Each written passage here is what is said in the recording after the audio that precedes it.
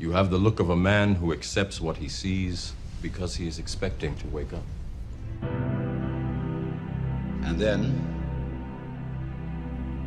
we get this strange feeling that we have never had, you see, in our lives, except occasionally by accident.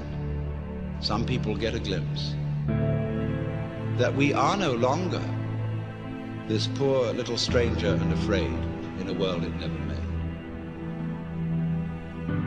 but that you are this universe, and you are creating it at every moment, because you see it starts now. It didn't begin in the past. There was no past. See, if the universe began in the past, when that happened it was now. See, but it's still now. And the universe is still beginning now, and it's trailing off like the wake of a ship from now. And that wake of the ship fades out, so does the past.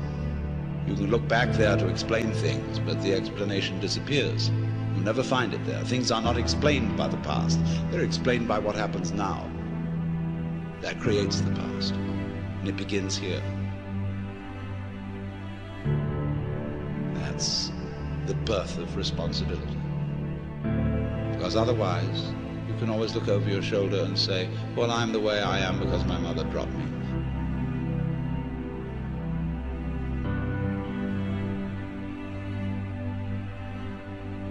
And she dropped me because she was neurotic because her mother dropped her. Now away we go back to Adam and Eve, or to a disappearing monkey or something. We never get at it. But in this way, you're faced with it, you're doing all this.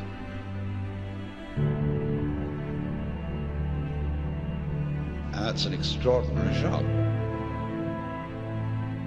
So, cheer up. You can't blame anyone else for the kind of world you're in. And if you know, you see that I, in the sense of the person, the front, the ego, it really doesn't exist, then it won't go to your head too badly if you wake up and discover that you're God. You ain't gonna believe this, but you used to fit right here. I'd hold you up and say to your mother, this kid's gonna be the best kid in the world. This kid's gonna be somebody better than anybody ever knew. And you grew up good and wonderful. It was great just watching you every day. It was like a privilege. Then the time come for you to be your own man and take on the world, and you did. But somewhere along the line, you changed. You stopped being you. You let people stick a finger in your face and tell you you're no good. And when things got hard, you started looking for something to blame, like a big shadow.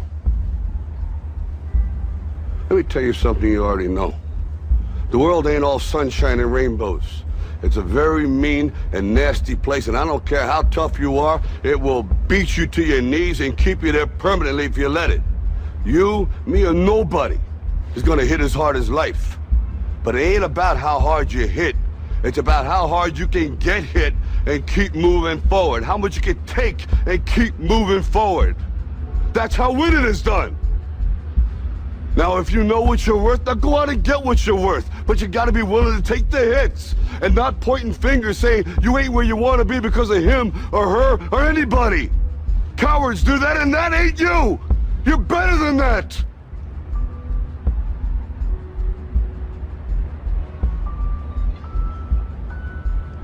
I'm always gonna love you no matter what.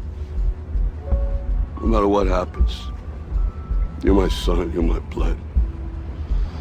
You're the best thing in my life.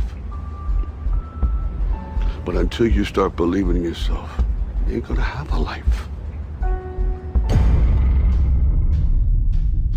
I'm not working out. I'm not lifting. I'm not sweating.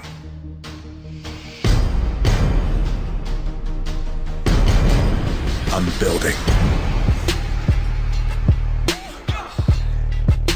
Building a foundation.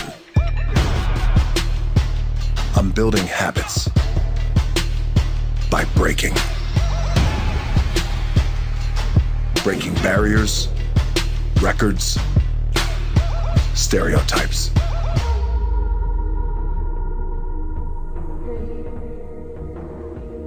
I'm breaking step and breaking myself down. We all are, if we're doing it right. Because when you build yourself back up, that's when you break through. Why do you want to work out? What is your goal? The most important thing is that you have a vision, that you have a goal. Because without that vision and without that goal, again, you're drifting around and you're never gonna end up anywhere. People don't become successful just by accident. You know, I mean, maybe the guy that found gold in California and started the gold rush, but don't count on that. That's a one in a lifetime kind of a situation.